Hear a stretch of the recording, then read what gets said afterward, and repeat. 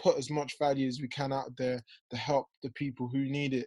And so a year from now, we aim to get to impact as many people as we can, get as much value out there. Hey guys, welcome back to another episode of the Designer Future podcast. Now this episode is a little bit longer than the rest, but I think there's a lot of value in this video. So please make sure you stick along to the end. If you enjoy it, please leave it a like, comment underneath what your goals are for this year, and I'll see you throughout the video. Yes, guys, hope everyone is well. Welcome back to another episode of the Designer Future podcast. I've got some very exciting guests on here. For me, it's very exciting because these guys are local to me. I found these guys on Instagram. Everyone knows, I love people doing their thing, whether it be, social media, videography, photography, musicians.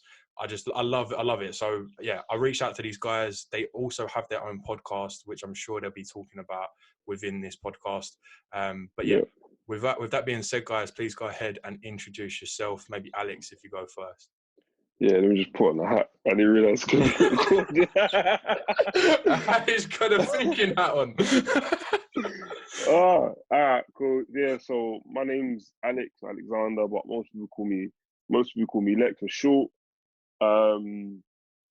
Like day job, I'm a financial services consultant. Recently been appointed as an occasional lecturer. For those who don't know what that is, that's basically providing lectures to university students every so often. And I'm currently trying to build an app for the hair and beauty industry. So I'm quite in the early phase of that. So kind of assessing the market, how viable the product will be. And yeah, that's pretty much me in a nutshell. Amazing. And yeah, I'm Shubs. People call me Shubs, or my full name is Shabomi. I'm a digital marketer / brand strategist. So what I do is I help businesses grow online sort of through the paid ads or PVC or sort of social media marketing, just sort of helping small, medium-sized businesses achieve their goals online. And Alex and I were both on a podcast called Hustle Smart, which we started September. So yeah, just sort of been going through the journey of building a podcast, building a community, and having fun whilst doing it as well. Wicked. So with obviously that being said, let's jump straight into the fact that you guys are starting your own podcast. How did that sort of come about? Obviously you guys are friends, and because in this day and age, like everyone's so like entrepreneur shit and all stuff like that. But like me, like not saying like my friends are bums, like they all have fucking 9 to 5s. They're all, they're all hard workers. But we're in the same boat. If I was to say like, oh, come on this podcast, they'd probably be like, what? Like, no, like that's not really. So how did you sort of conversate in terms of you actually, making your own podcast together? For a bit of context, so when I retire, like something I want to do is kind of go into motivation speaking, and a lot of my friends, they were like, you might as well just start now. And I thought, you know what, I don't have anything to lose, so I started it releasing like Instagram videos on my page. And then like one day after I released a video, literally like an hour later, he put on my post, he said, I'll check your DMs, because me and Shub, we knew each other through mutual friends anyway. So he said, check your DMs, and he's like, bro, I want to start a podcast because of A, B, and C. And I thought, you know what? It's pretty much the same thing that I'm doing, and kind of that, and more that I want to do down the line. So I was like, cool, let's just do it. And then we literally met up, and then kind of just hashed out ideas. Shubs, you wanna kind of add to that as well? Yeah. So yeah, obviously the podcast was on my mind for some time, but I'm quite introverted in a sense where I'm not really out there, sort of like taking selfies, all that kind of stuff. I'm not really used to it. But I saw Lex doing it, and I was like, well, I've been meaning to start a podcast, and I know two's always better than one, and he's more confident in that sense, and he's gonna definitely be able to sort of hold me accountable because everything he's saying is facts, and he's the type of person who I see as a good partner because of already kind of knowledge he has. I was like, you know what, let me just reach out to him. Me and him, we've known each other, mutual friends, but we've never actually been like friends like that, if you get what I mean. Sure. So I was like, yeah, just give him a shout. We spoke about it. He was down for it. We had ideas. We started sort of putting things together, and we executed on it in like less than 2 weeks, 3 weeks. And that already showed me that, wow, I've got someone who's actually proactive, someone who shares the vision, as much passion as I do. And that's sort of what sort of made it actually as serious as it is right now. So that's kind of how it went about. No, that's really cool. That's really cool. So with obviously you now starting this podcast together, has Alex, did it sort of like open your eyes in terms of the other stuff, you know, because obviously, should you said you're running an agency yourself, has that sort of opened your eyes to what else is going on with the online space, and you know, got you thinking about other stuff, or what's the impact of that? I kind of had the idea before this podcast even came around, Cool. but I think it was just, I guess, bouncing ideas off of Shubs and other people, and that kind of developed the idea, basically. Because I've always been, to be honest, I wouldn't even say I've always been entrepreneurial, but I'm quite lazy. So it's just like I can only work for so long. You know what I mean? So obviously, with that being said as well, because you know, I know the name of the podcast is Hustle Smarter, right? Yeah. Hustle Smart. Sorry. So yeah. Before we move on to like all the questions and stuff I have for you, what's the bigger picture with this podcast? Because I love dissecting people's ideas, and what is from a goal from a year from now, what is the goal with that podcast in terms of, is there a special guest you want to get on there? You're trying to spread that certain message, but what is that message you're trying to give out to people? All right. Firstly, so Hustle Smart is a entrepreneurial slash mindset driven podcast. Sort of focusing on the journey of being an entrepreneur, building something from the ground up. And the whole sort of purpose behind it is to be able to sort of inspire the person who has that dream, who has that vision, or motivate that person or equip that person who currently has a business but is not sort of operating to his best or not optimizing it. So just sort of equipping them with the right tools, the right knowledge, sort of getting the right guests on to sort of share their story, as well as share some how to do it and stuff like that as well. So in a year from now, we're really sort of trying to really grow the community, as well as put as much value as we can out there to help the people who need it. And so a year from now, we aim to get to impact as many people as we can, get as much value out there, give people the right skills so they can grow their business, start their business, or optimize their mindset or their working life, get that working life balance, or be more productive, enjoy life, feel more fulfilled. So a year from now is just sort of building that community. We sort of want to be known as one of because when we started off, how I started listening to podcasts, but all my podcasts are like entrepreneurs from the States. So right now, really sort of trying to build that UK, yeah. Exactly. Like it's so different entrepreneurship here and there. It's so different like here as well. It's still kind of looked down a bit, if you get what I mean. But that's a conversation for another time. But with that, it's like trying to sort of be one of the main brands for entrepreneurship in London, in UK, and sort of trying to be that face of it, of hustling smarter, going further and stuff like that. Yeah. Nice. And just to add to that, so as much as an entrepreneurial mindset podcast is, we don't discriminate against people who kind of work a 9 to 5, because that in effect that's still their grind as well. And we kind of cover topics that are not necessarily spoken about amongst social circles or even within the workplace. So for example, one of our topics were identity. How to what extent can you be yourself at work? How much of yourself can you bring to work in regards to kind of what language should you use? How should you articulate yourself to what body language you should use? So it's also kind of making people more consciously aware of what they're doing and how that's also reflected and also perceived by other people. Okay, cool. Yeah, I like that as well, because obviously at this day and age as well, when it comes to like slang and stuff like that. Oh shit, sorry. When it comes to like slang and stuff like that, and talking with all of your friends and stuff, and taking that into the workspace, I think as well, like just like talking out loud with this, but I feel like at the moment it is deemed a lot more acceptable in terms of like the way that language has been brought into the workspace as well. Like it has definitely been broken up in terms of how people are communicating at work. Right, cool. So let's get into it. I really want to dig deep into you guys in terms of Alex. Firstly, I just want to know what sort of motivates you in the grand scheme of things, because obviously, you know, you don't need to be doing this podcast. You know, you Yeah, 9 to 5.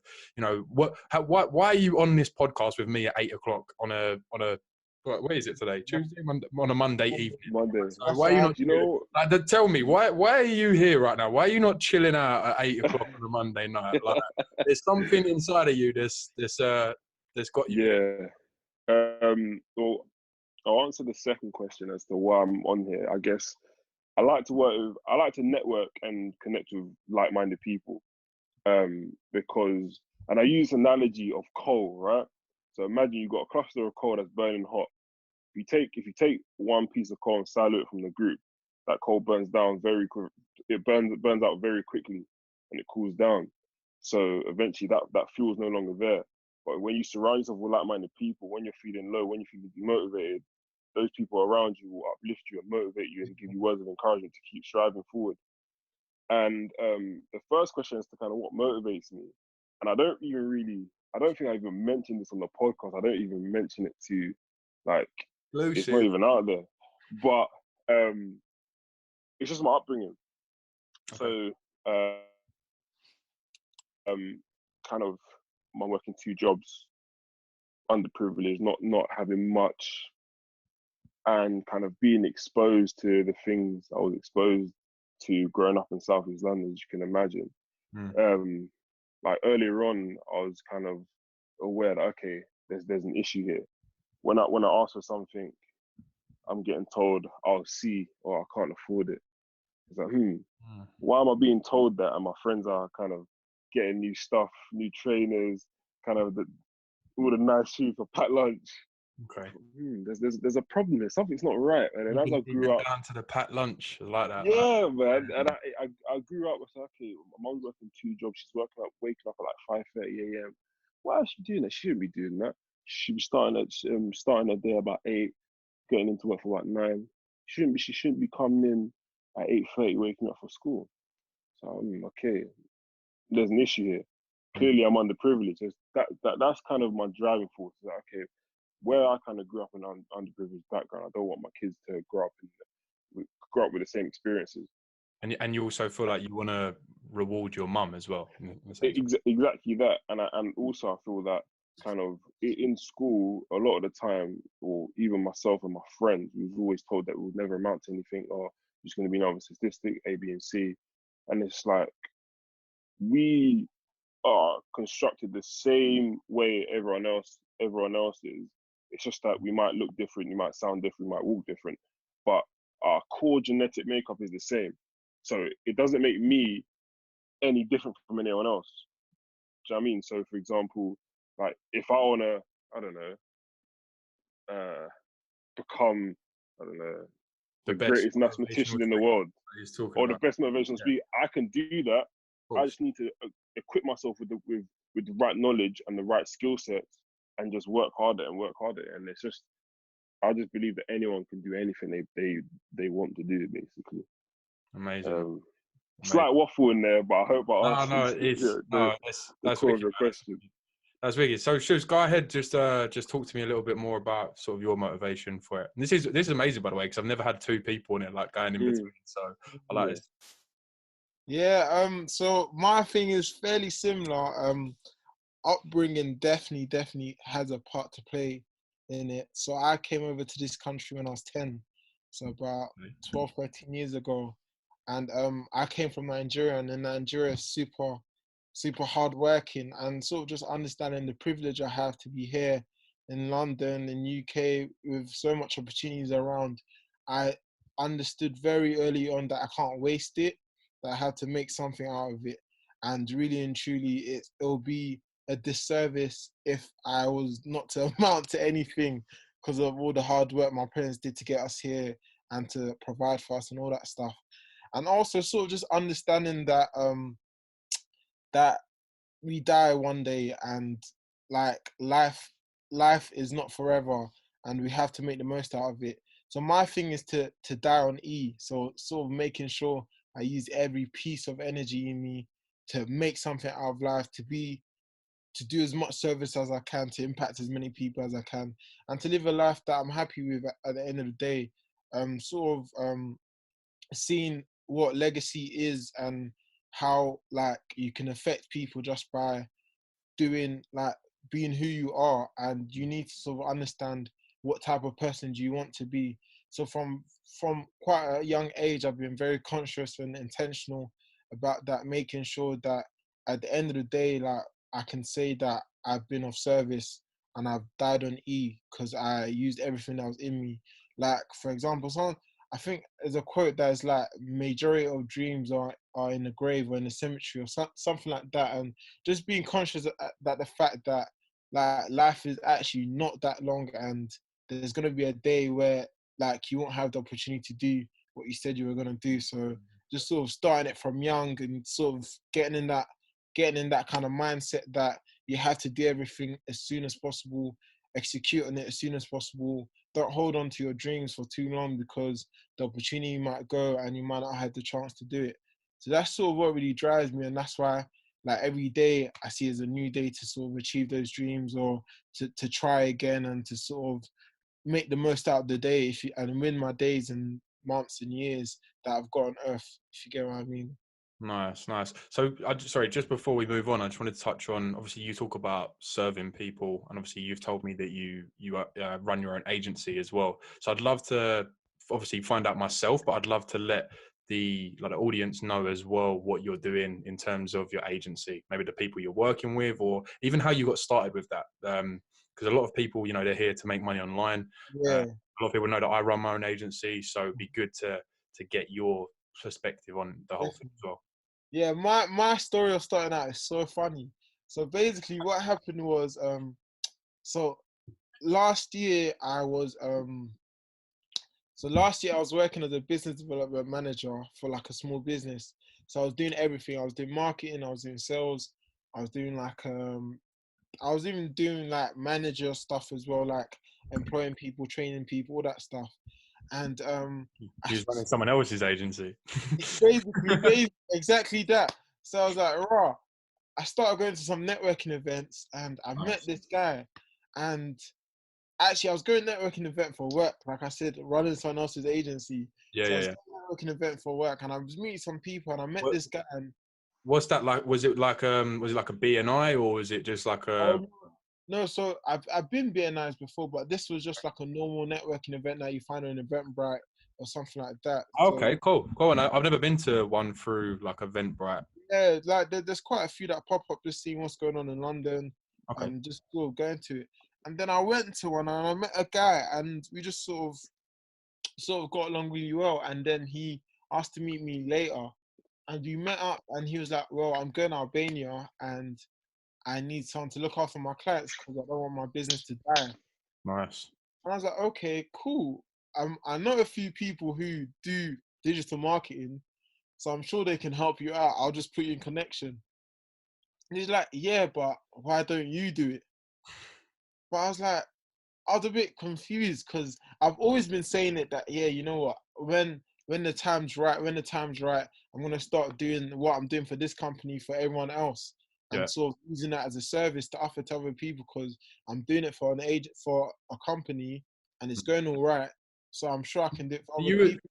you was almost not forced into it, but I as in was like, at the deep end. yeah, you was sort of like chucked in the deep end with it. So Yeah. how did that go as well? Because obviously that's a Hmm. lot different, from that perspective as well. Just to really put it into like a perspective, like that's not like you started an agency, you didn't have any clients, and then you was like like Yeah. you literally had the experience of already maintaining Yeah. clients for someone else, and then like Mhm. obviously starting your own thing. So talk Yeah. to me a little bit about that. So yeah, so definitely chucked in the deep end, and I feel like that's the best way to ever learn.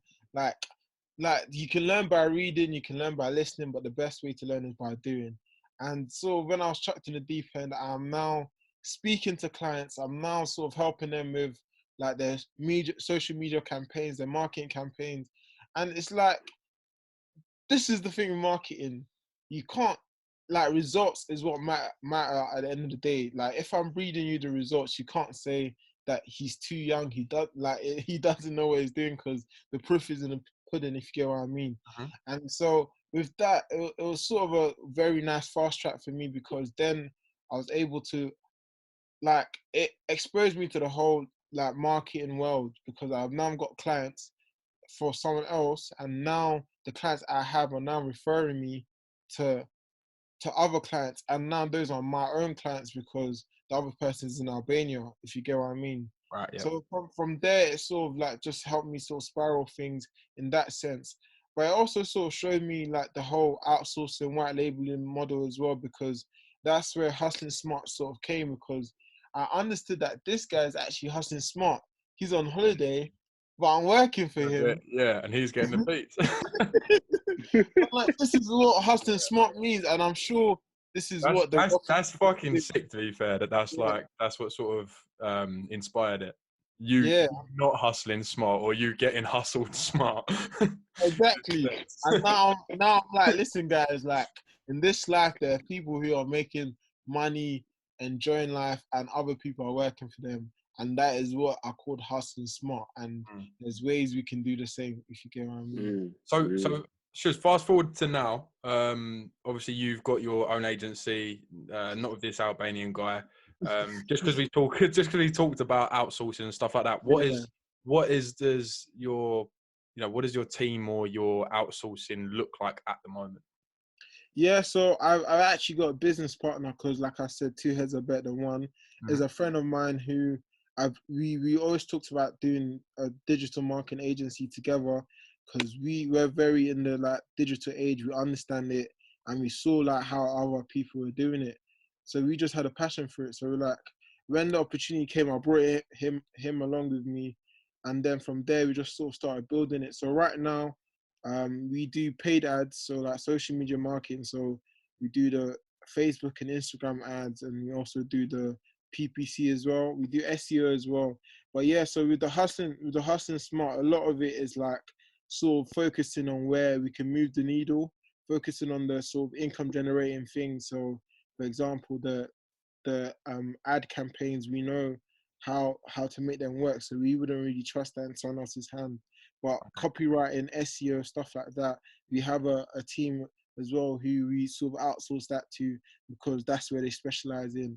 So just sort of knowing each other's strengths, if you get what I mean. So my partner is more of the technical guy who's more understanding of the ads, the algorithms and stuff like that. I'm more of the maybe face of the company, the more creative guy, the director, more of the sort of entrepreneur, with the sort of like going out there, networking to people, doing the sales, doing the marketing, or sort of getting out there and sort of just grinding it out as well. So sort of finding the balance and sort of making sure that everyone is playing a position where they're best at, if you get what I mean.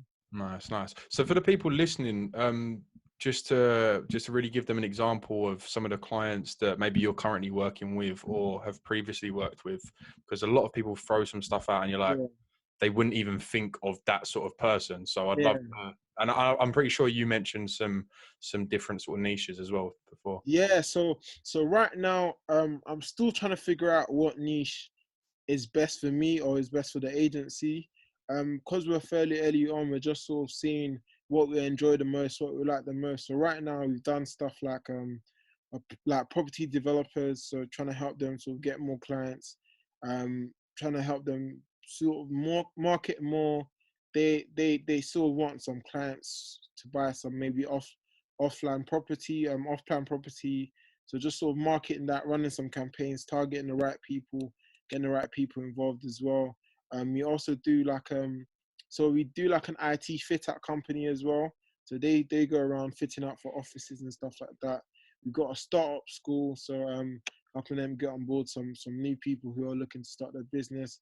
I have some people trying to build their personal brands as well, whether that's people who are trying to be like selling info products online, or sort of trying to be the whole motivational speakers, because nowadays that's what everyone is sort of working towards, because everything's so digital right now, and there's a real trend for it, and there's capacity for it as well. And then I also got some right now I'm sort of trying to play around with the music industry as well. So music Nice. marketing. So those like it's so funny because nowadays like you can reach I need so to many I need to people. ask you something else after, because where do you know mum? Well, this is gonna sound shit in it. Do you know Honeywood 6? No, I haven't. Oh, Is that an he's gonna artist? hate that I just said that. Is he an artist or a producer? He's a producer. Oh, Yeah, okay. I've You heard of know him. him, I've yeah? heard of him. That's Yeah, yeah, yeah. yeah, yeah, yeah. I I know, know. I've heard of him. Yeah, I'm gonna Wait, check him out. I'm gonna check is he him your out. boy?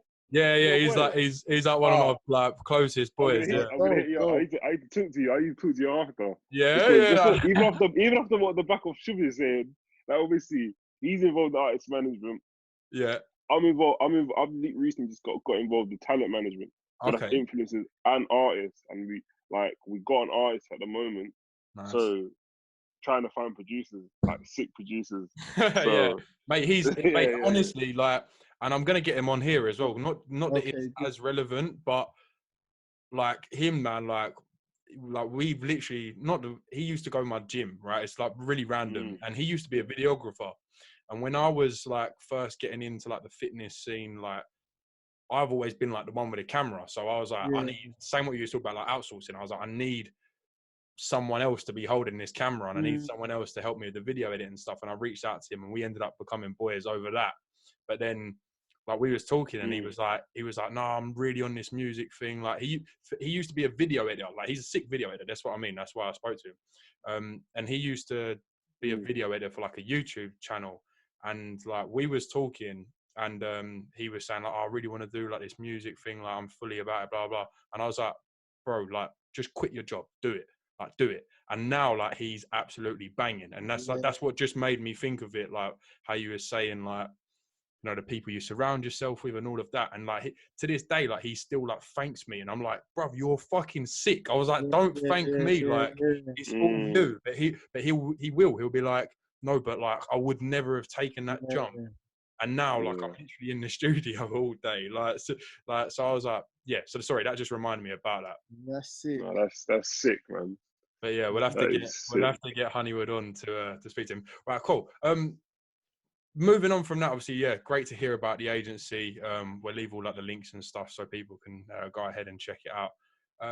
Yeah, Alex, we'll jump straight to you, and I just wanted to ask if there's any apps that you sort of use to either whether it's like productivity or you know, socially. What are sort of the apps that you're using on like a day-to-day?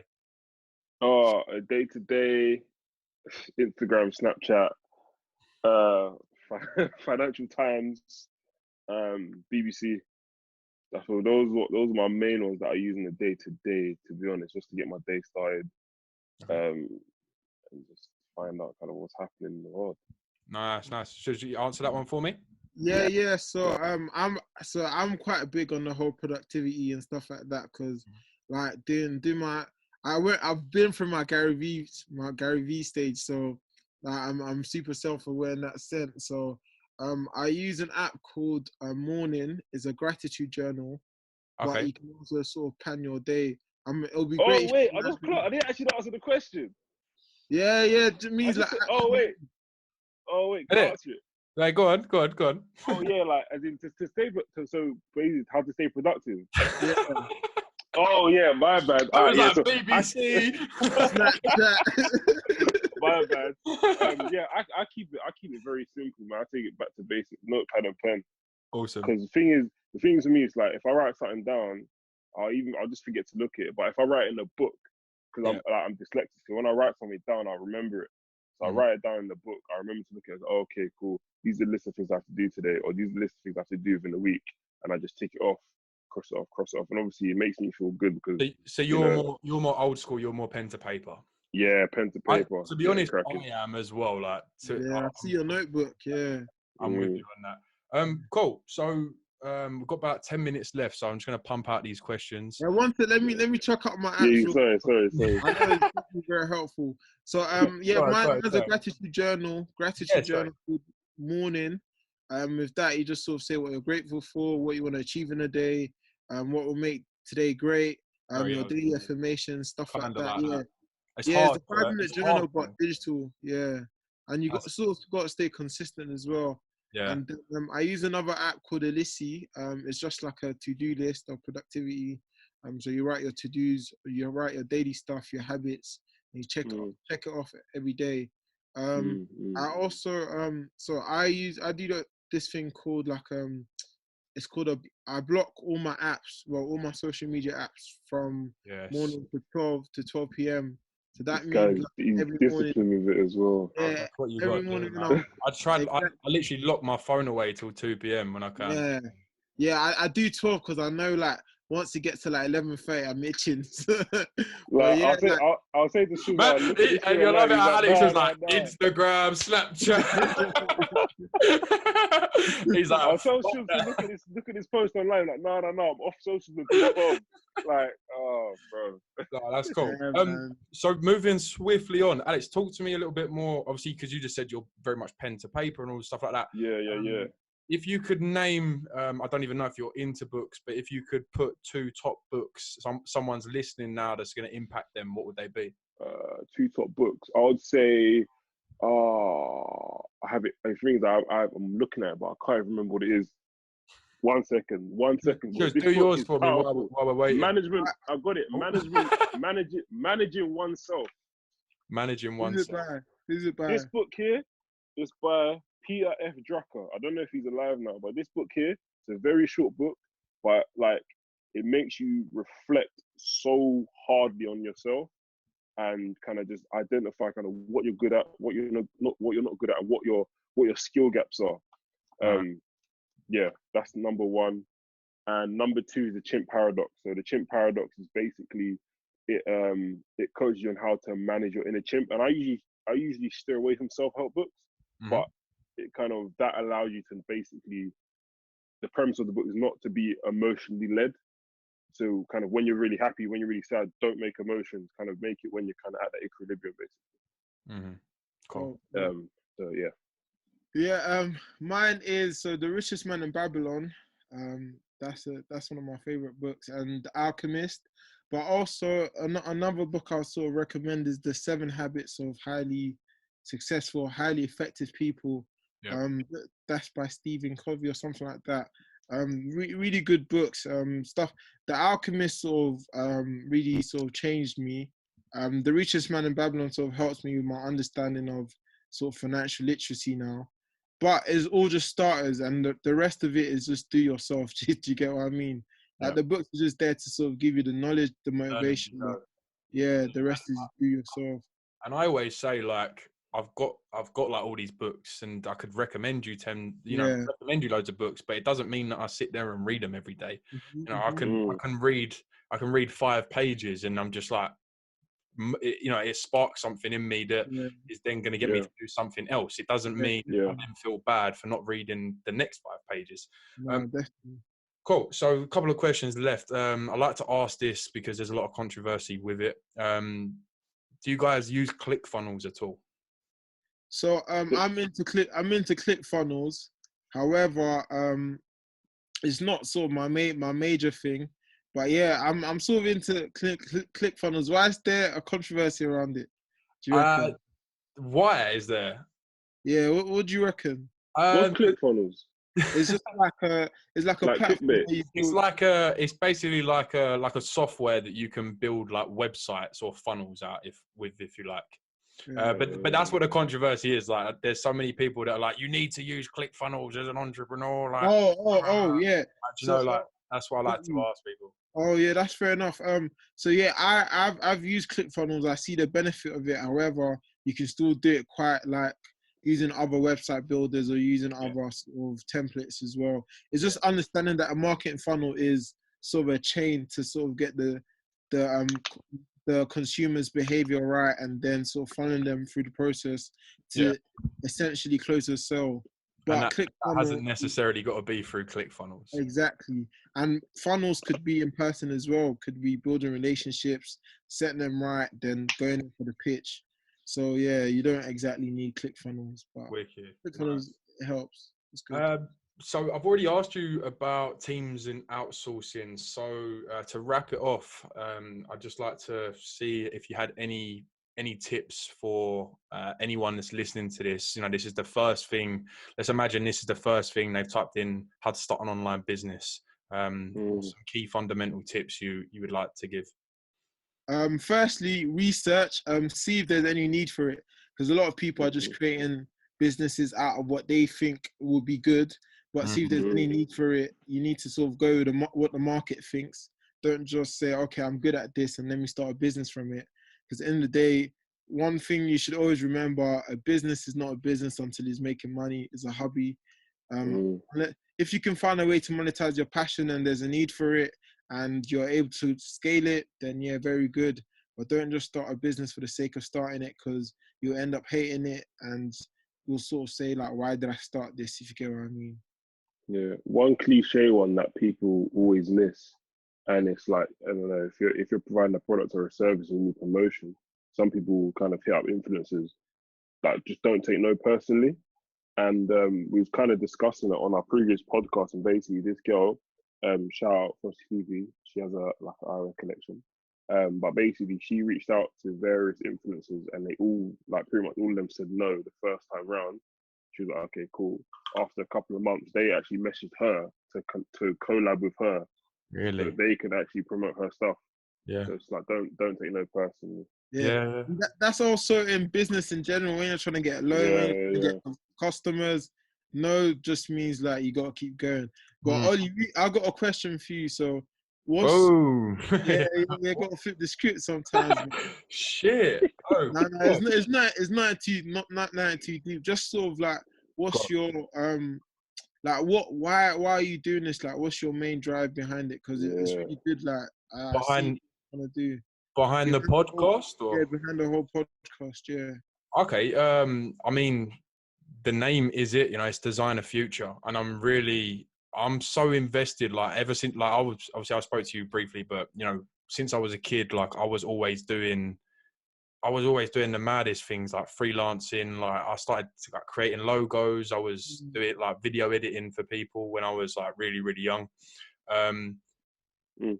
And you know, it just blew my mind when I see, because you know, when I was doing it, it was more so, it was just like extra income. It was just passive, like it was just extra, right? So I never really thought like this could be a genuine business. So really, the podcast, we got less than a minute as well. I've never gone this far on this, by the way. The podcast is really to just inspire, motivate anyone that isn't aware of what can be achieved by literally your phone. Like from a day to day, I run my business from my phone. I don't even really, a lot of the time, I'm not even on my laptop anymore. And a lot of people don't know that is fucking possible.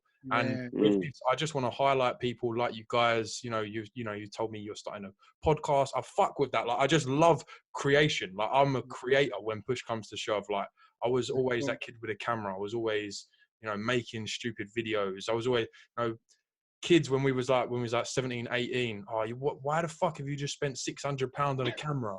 Like, they didn't get it. You're out in the club like every night, like that's me. I'm not trying to be you, and I just want to showcase the fact that you haven't got to stick to what has been led for you. You can design your own future, you know, and the resources are out there. And at that point, like I really didn't even know it was a thing. Honestly, like I didn't know that was a thing, and I really had no direction in terms of the content that I was creating as well at that point. So like if you look on my personal YouTube now, like you'll literally, and this is why I'll never fucking change it as well. Like I'll be real with this. Like everyone says, your YouTube channel needs to be specific. Like it needs to be just reaction videos, or it needs to be just fitness videos, or it needs to be just business advice, because that's what's going to make people subscribe. That's what's going to make people want to stay and come back, because they'll know what content to expect. Whereas maybe it's a good thing, maybe it's a bad thing, right? But if you look down my YouTube, you'll see like the journey that I have taken. And that for me, like I didn't start YouTube to become a YouTuber. Like I'm on YouTube because I enjoy creating, and I'll put the videos out that I've enjoyed making. Yeah. If people want to watch it, then if people want to watch it, then fucking watch it. But it's more so in 20 years time. But like last night, me and my mum was watching a video that I'd done like last Christmas of like me and all my family at Christmas time.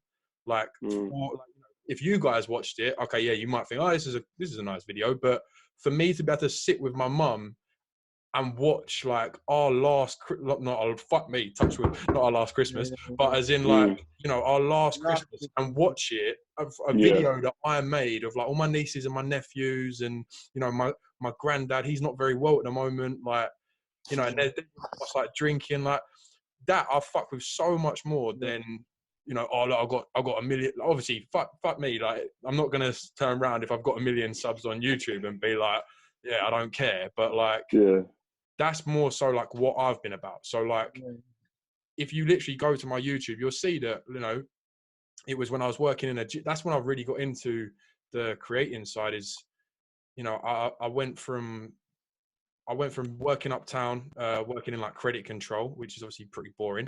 I then sort of sat there. I was never really into the gym. I used to play football a lot when I was younger. And it was only when I was there that I really got into the gym, and I was training like 5-6 times a week, literally training on my lunch. And then I was like, shit, like I'd love to be a personal trainer. And then like I just was like fully focused, and I just got my personal training qualification. And instead of going to the gym on my break, it then turned into me studying for my personal training qualification on my break. And then I weren't going to the gym. And then, I think I was 20, because I was 18 when I first got like that job. And I just quit my job. Like I just quit the job. And obviously like being 20 years old, and like saying like with you, like what we were talking about, like your how you've been brought up and stuff like that. Like I live at home with my mum, like by myself, and same thing, like my mum is like everything to me. Like everything I do is for my mum. And it's weird because I had to say to my mum, like, look, I've quit my job. And obviously, like, you can imagine, what's going on here? You can imagine, like, my mum was like, what do you mean you've quit your job? Like, she obviously, because it's out of the norm to just say, oh, I've quit my job. And she's always supported me with that, because I quit my job, and I went to a couple of interviews and stuff like that, and I actually got the job for the gym when I was like on an interview for another gym. And then I literally just went to the shop like after, and then see Anytime Fitness had a trailer out there. Anyway, long story short, like that's when I got back into really the creative side of things, and was just more so documenting my journey. But that's also when I think like for that side of things, like I never really done a lot of like I'd done a lot of sales, because I was working in a gym as a salesperson. And working in a gym, the main focus is bringing sales into the gym. So now I've got that experience to go to other gyms, other Anytime Fitnesses, and say, look, I've literally been there. Like I've done that. Like I've worked as a salesperson in a gym.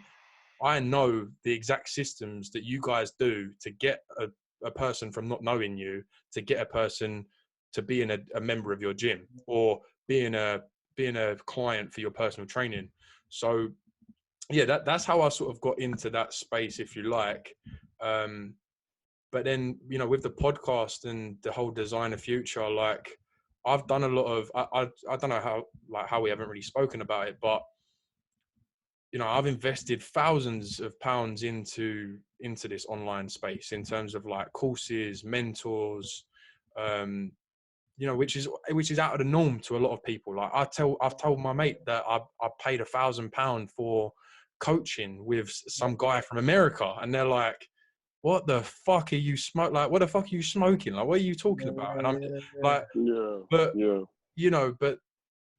that's people that I've reached out to, and that's what I mean. That was all on my own doing. Like, and I'm not saying I'm fucking like anything, and that's the whole point. I'm not anything special. I've just taken that initiative, and everything I've done isn't special. Like I've literally modeled success. Like I've bought someone else's blueprint and I've implemented it in my life.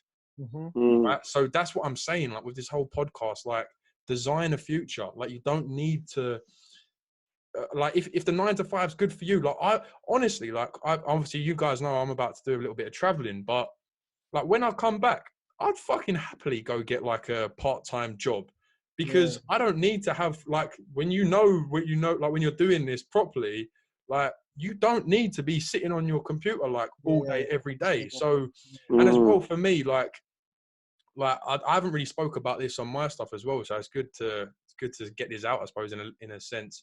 But like people don't also talk about like, you know, what does success actually, what is success? Because when I was working in an office, right, I was like, fucking hell, I'd love to work in a gym, right? I'd love to just be in the gym, like tracksuited up, like this is me wearing a suit. Like I'd love to just be chilling in a tracksuit all day, like in the gym, be able to just go hit a little session and, you know, just be chilling out, speaking to people about like fitness. Like that was the pinnacle. That was the top of the point for me, right? And then I was there, and then I was like, right, so what do I do now? Do you know what I mean? So your success and what you deem as successful could change like that. Because it changed. Yeah, do you know what I mean? Because I wanted to be a personal trainer. Yeah, and do you know what I mean? And then I was a personal trainer, and then it was like, okay, what do I want to do now? So that's the main thing with me is like same, Alex, same what you were saying. Like if you want to, if you want to be, that's it, man. Like if you want to do anything, you want to be that. Like that's all it was in my head. I wanted to be a personal trainer.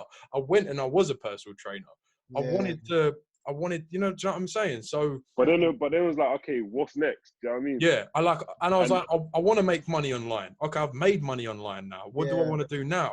I want to make £100,000 in 1 month. Okay, when I get that, it's not like you're what's done. Next? Yeah, do you know what I mean? You're not done. Like you don't next? just. And as well, I think that separates the people. Like I've had conversations with people that are literally doing like those sort of numbers, and you know, you're just like, why are you even on a call with me right now? Like, why are you not on a beach? Like, but that is the people, and that is the mindset. And I think when you are in that mindset, like there was a time when I first started the agency, like, yes, I wasn't okay. I was doing well in terms of like sales and stuff, but I wasn't physically making any money because I was reinvesting everything back into it. So, you know, to make £2,000 and then spend 1,500 of it, and then for me to, and it's hard because like when you are speaking to other people and you tell people that, they're like, you're fucking insane. Like, what do you mean you've spent £1,500 on like 4 phone calls or something like that? But, you know, that is, you know, I think that does equate to what we was talking about surrounding yourself with the right people. And ultimately that's what I'm trying to do with this podcast, is to open people's eyes. Yeah, I feel like you said a lot of good gems, bro. And the 2 things for me is, like you said, documenting it. Like it's so important to document your journey, because like same way like Gary V, Tony Robbins, all these people, Dan Locke, they're all documenting their journey. You've got a story to tell. Everyone's got a story to tell, and everyone can learn from you. And like you said, success is so relative that there's no perfect look of success. It's just doing what you said you're going to do and achieving it. And a lot of people can learn from it. And to follow on that, the second thing is success leaves crumbs. So like you said, you're using someone else's model. And that's what I'm doing. That's what everyone should be doing. You see those people who you deem as successful, you do what they do. You follow their steps. You learn from them. You learn from their mistakes, just so you're not making the same mistakes. That's what the smart is as well. And that's what you said, and that's what you pointed at. And I really want to reinforce that as well, because it's super important. A lot of people are trying to just figure it out along the way, make mistakes and learn from it. But you can actually avoid all that by learning from other people's mistakes, leveraging their knowledge, leveraging their experience. They're 40 years older than you. Like, learn from that. Do you know, because obviously I asked you this question, but like I just wanted to touch on what I was saying before in terms of like the levels of success and stuff, and what you actually deem as successful and stuff. Like, from being uptown to like saying you go and work in the gym. And then like when I was working in the gym, like my thing was like, oh, I just want to be able to work from home. Mm. right? So I was like, I just want to be able to work from home. Like, to me, it didn't really matter how much I was making, Yeah. as long as I was staying afloat Yeah. and being able to stay at home. And then Mm. I started doing really well and working from home. And then all of a sudden I was like, not like lonely and all that, you know, I've got misses and stuff like that, but you know, they'd all go to work and then I'm like just That's standing it. at home. And Entrepreneurship is like that, man. you know what I mean? But that's what I'm saying. Like, and then like I was almost like, I almost felt like I wanted to say to the gym, like, do you mind if I come and like, you know, sit in with you? And I then done it, and I've rented offices and, you know, co-working Yeah. spaces and stuff like that. So that's my main thing is like, don't think that what you are hoping to achieve is gonna solve everything as well. Because when you hit it, it's not gonna, it's not, you know, it's not the end of the world, and there's still gonna be actions you're gonna need to take. Yeah, But definitely. with that being said, I wanted to with the whole like modeling from success and stuff like that, like my biggest tip would be to stay in your job. Like, not stay in your job, but obviously, like, a lot of people now, they'll see this sort of stuff and they'll be like, right, I'm quitting my job, right? Yeah, Please do not do that. Like, please do not do that. agreed. I'd say, in like, literally save up some money. Like, and I didn't do it this way either at all. I done it like over time, but I would honestly save up a lot of money, like save up money, obviously start consuming that content, you know, podcast, YouTube video. Yeah, And please, as well, with this sort of thing, stick to like 1 or 2 people, 1, 2, 3 people, like, because there's so much information out there. so It's much. information overload, right? So stick to 2 or 3 people, especially like what Shuz was talking about earlier, how he's sort of trying to represent, you know, that London, because there's, you know, he feels there isn't as many people that would be able to sort of what's called word for it, be able to like you know what he's sort of gone through, versus, you know, if someone's in America, right, he's trying to resonate with the English guys. Yeah, But with that, like, find someone that's done what you want to do, right? yeah, And then model from their success, whether that be coaching or I honestly would say coaching over courses. But like I said, like, I'm not telling you to just throw £1,000 or whatever it is out the window, but like, do your research first as well. Every mentor that I've invested into, I've watched all their YouTube videos before I've done coaching, right? Or I've watched all of their content, I've consumed all of their free content, and yeah. and that's where the true you know, Gems. the true gems are as well. Because Yeah, if you find someone like that and you do resonate and you do pick up success from the free content, then of course that's going to give you an incentive, and they do that for a fucking reason, you know. Then think about investing into their paid membership. And one thing as well with something like that is, if you do then invest into like someone's course or their coaching or something like that, like, please do not think that just because you've bought that, that's it. Like, you need to fucking take action with that, and definitely. they're going to be there as your accountability. Don't just think that you're going to buy their course and then you're going to sign a fucking client for 10 grand. It ain't going to happen. No, definitely. No, that's exactly it. And like, one thing as well is, like you said, don't leave your job yet, because like a lot of people just take that leap of faith without really having a plan. Like, the most important thing is to learn whilst at that job. Like I said, I was making it for someone else. I was doing what I was doing for someone And else. you had something really cool as well, to actually like to physically be doing what Yeah. you're now doing as well. Yeah, I was making mistakes on their budget. Do you get me? Now the mistakes is on me. Do you get me? I'm accountable for my own mistakes. It's out of my pocket. Do you get what I mean? So definitely don't just leave with that blind faith. Like, it's good to have a lot of faith, but like, plan it out. Do you get what I mean? And take time before you take that leap of faith, because I was able to learn as much as I can whilst over there. Do you get what I mean? So, sorry, just to really end it off, what was that point when you did sort of pack it in and think, right, this, I'm ready to go by myself now? So one thing I'll say is, when you're definitely earning. Can you guys hear me, by the way? Yeah, sorry? I can hear you. Yeah. No, sorry. So it's sort of when you get to that point when you're earning equal amounts or you're able to earn just as much or more, if you get what I mean. And also my sort of exit was kind of a bit negative because things went a bit sour towards the end. Oh, So it sort of got to that point where I was ooh. like, you know what, I've got to sort of leave for sort of my my mental state and just the Okay. fact that it sort of came to the point where like, you know what, I'm good enough to do this on my own. And because I'm so young, I saw it as like, you know what, I've got a few clients there and they're sort of, in a sense, they're sort of my mentors because it's sort of back and forth. I'm mentoring them in a sense and they're mentoring me and they're here to help as well. And it's just a thing that I know I'll figure it out because I've got clients there. I've got a bit of a foundation and from there on I'm able to build. So that's when it sort of reached that point for me.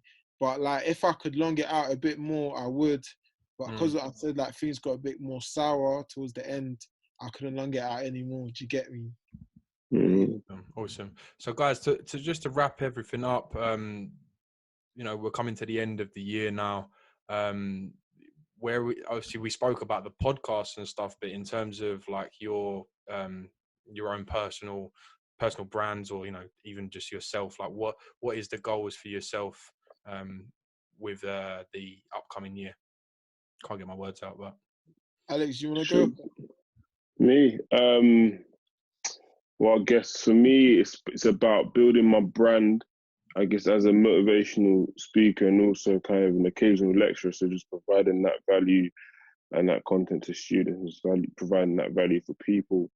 2020, I'm planning to obviously, well, I'll say mid 2020 actually, planning to kind of launch my app within the hair and beauty industry.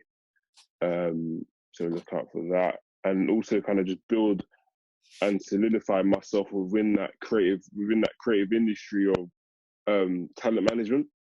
So as it currently stands, I'm actively searching for like marketing event, like not marketing, networking events or like events that I've sent around to, okay, how to build your brand, and obviously you'll find people dotted around the room who you can kind of leverage off and just connect with, basically. So that's kind of the plans for me for 2020. nice, man. Well, hopefully we'll catch up at some point next year as well Definitely, and see how we're getting on with them. definitely. Mine so far. So 2019 was a proper defining year for me. Like it really pushed me out there. So 2020 is sort of just building the right business systems, the right things that are working for me. Sort of finding out more, learning more, and just sort of establishing myself a lot more. And sort of in that sense. So that's sort of what I'm working towards in 2020. Just sort of now making sure everything's put in the right place and being able to sort of just scale from there really and truly. Nice. We've gone like so far over, but you know, it's great. Mm, It's great to chat to you guys, and obviously, the longer these goes on, usually I feel the better. Because I have had some before where it's like dry and you should just, like get them straight off. I can imagine. But no, it's good that we've connected, man. With that being said, like I'm really just overdoing it now, but I wanted to just jump on and ask you guys a little bit about sales and your opinion on sales. This is just off my own back, just because I'm genuinely interested. Yeah, definitely. go on. So with me, so my thing is when I was doing it last year, yeah, my manager always used to be on to me. He used to say, "Listen, we got to do like 50 calls a day." I used to like fuck sales. I hate sales. Like I can't cold call. But when it sort of comes to your business, it's like you've got to do it. But there's also different ways about it as well. So I'm more intentional about it, and I'm not sort of as aggressive due to my personality. So I'm more of the networking guy, more of the funnels, the marketing, get the sales in, get the leads in, then close through like a phone call and stuff like that.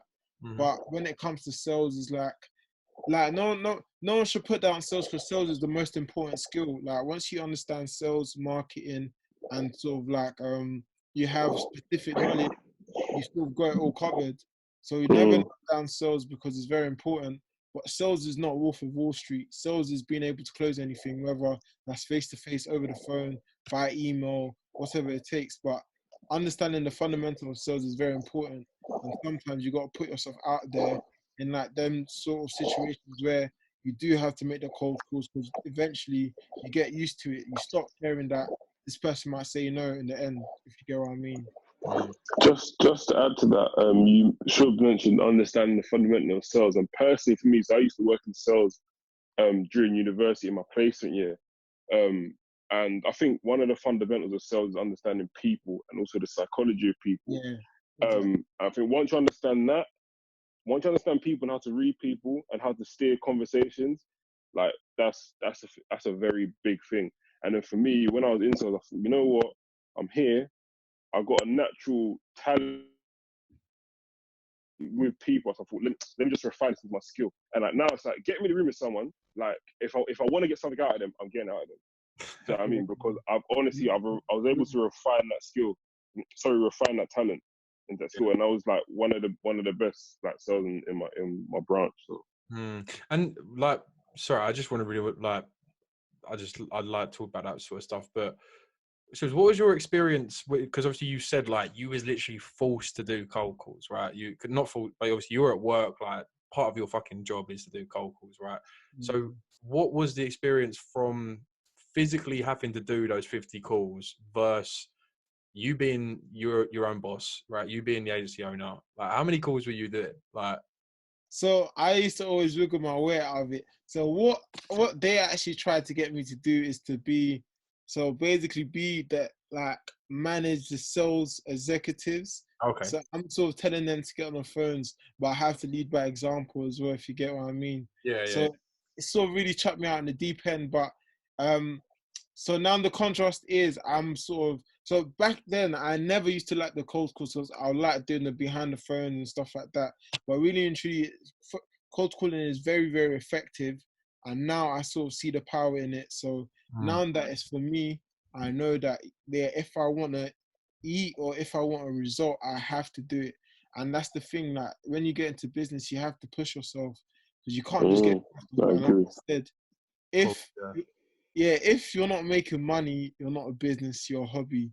Like that's the simplicity of it. So like, you need to get on the phones, you need to get the clients, you need to reach out to people any way possible. I'm just gonna bump in as well, like with the whole hustle smart thing as well, because you know, that's one thing that working in a gym, it was literally like, here's loads of emails, or here's loads of numbers of people that are interested. Phone them until they fucking answer. Like, leave them, and they'd be ruthless with it. Like, leave however many voicemails or phone, blah blah.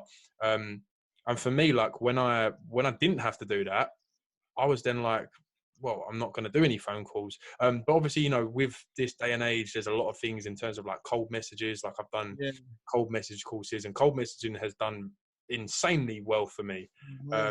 Especially because of like using your profiles as a leverage, right? So this is the thing, like when you cold call someone, I was about to pick my wallet up as my phone in. If like when you cold call someone, they don't know who you are, right? They don't give a shit who you are, for one thing. And with that being said, like even if you cold message them, they still don't really care who the fuck you are. But if you optimize your profiles in terms of, this is my profile, like this, it's Olley, I help businesses, gal on social media, X, Y, Z. When you then message someone, even if it's something so subtle, it's not buy from me. Oh, I like that last recent post you've done. Like, I've had people I've literally sent that message to, right? Oh, I liked that recent post. I've had people reply to that message and say, can you help us with social media? Because people like people, right? They like to work with like good people. So if that's not a reflection on your profile, it's like, oh, okay, cool. And exactly. And honestly, like the biggest thing that I've realized recently, right, is, I know everyone says it, and what you're saying about Gary V, like content is king. Like content is king, because you can spend an hour doing cold calls, right? But if you spend an hour of just creating content, you could probably have content that's going to be making you money for you. Definitely, I agree, and that's definitely very true as well. And I'm in that sense as well. And I also feel like value propositions, sort of like, like, so my thing is we don't sell, we solve. So sort of being able to solve people's problems is way different. So I'm not, so even with the cold calls and stuff like that, that's why I can't do it like I was doing for work, just saying, Yeah. this is what we do. Now it's more like saying, I'm able to solve this problem for you. I notice you have this problem, and sort of whether that's phone, email, whatever. But Do you use Loom? Sorry. sorry, Do you use Loom? no, what's that? Oh, you need to use that, bro. You need to use that. Definitely. Yeah, Yeah. I'll show you after. I'll show you after. But no, that's one thing I was talking about with the like the cold calls and stuff as well. Like, one thing I was sort of taught as well is like, if you'll make it, like, not to thing anything on you, because obviously you were saying you've done cold calls, and I would be like that, but like, I'd done cold calls when starting, right, and they just weren't for me in terms of the building the agency side of things. But if you take what these guys are saying about hustle smart, right, I've had people that on a commission basis as appointment setters for me, right? So I would give them all of the people that I used to cold call, and I would give them a script. I would give them all of the numbers, and I would say, look, do this, use this script, blah, blah, blah. All the aim is you're not trying to sell them to in this message. Like, you're not trying to get anything out of them. You don't, they're not asking them to buy anything. You're just trying to get them onto a call with me. Right, and that's it. And I would pay them on a commission basis. If people turn up to the call, then obviously I know they're interested, and of course then that's worthy of that person getting a commission out of it. So yeah, that was just me touching on the whole cold calling thing as well. Yeah, interesting. Man. But yeah, definitely you should get on Loom as well. I'll show you it, but yeah, definitely. with Loom, like might as well leave this in it. So with Loom, right? Loom is such a sick tool in terms of sales, in terms of management, in terms of literally fucking everything. Because is it a CRM? No. It's like a screen recorder, right? Oh, So nice. what's so powerful about Loom is literally like a Chrome extension. So you can literally just tap it. It starts recording your screen. It starts recording like you as well, like in the corner. So what I would then do is I would go on to, I'd go onto a business, and I would then literally audit their social media while I'm literally doing it live in front of them on the thing. And the best thing about Loom is you can save it, and then it's literally a link. So you can send the link to them, and then you can see when they've watched it. So, man, it's bro, it's like what I say to you about is like strategies for getting clients. But also, like, that's one thing as well. Like, that's another thing. Like, don't just think like I'm just going to bang out looms after looms after looms, because if you do them right, they should be 15-20 minutes, because you should be invested into that person. Because I've had some people that are like, yeah, I sent out 100 looms and not one of them's replied to me, which will fucking happen, like what we were talking about, the cold calls and stuff like that. But that's why it's also so important to, like what you said before, like, do your research. And also, like, be sure that the person that you are reaching out to is actually someone you want to work with, not someone you just want to you just want to take, you just want their money. Like, that's not what I'm about, and it's not what you're about either.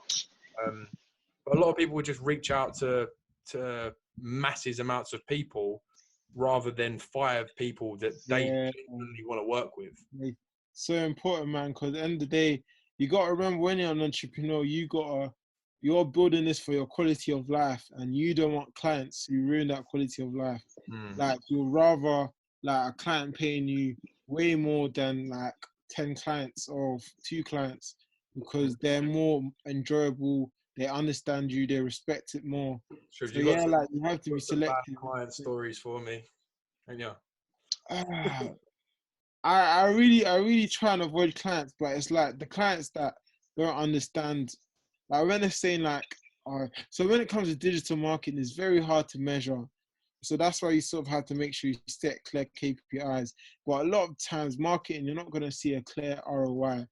But a lot of the time, they're like, so where's this gone? Where's my money gone? Do you get what I mean? But it's like when you're building a brand, or when you're sort of solving a problem that they have now, that they used to have, it's like a lot of them are just ignorant and don't understand it. So like those are the clients that I try and stay away from. Those who see the value in it, they know like this is not a scam or anything like that. I'm actually helping you build your brand. The clients that are clicking on your profiles and calling you up are not just by chance, it's by me intentionally marketing to them. Do you get what I mean? Yeah. So that's what it is. Like, yeah, really and truly. Cool. Well, guys, it's been absolutely sick to get you on. Like I said before, I'd love to have you on some point next year. See where you guys are. Hopefully, Definitely. singers under his belt by then. And thank you guys for listening. Thank you guys for watching. You that are on YouTube, and we'll see you in the next episode.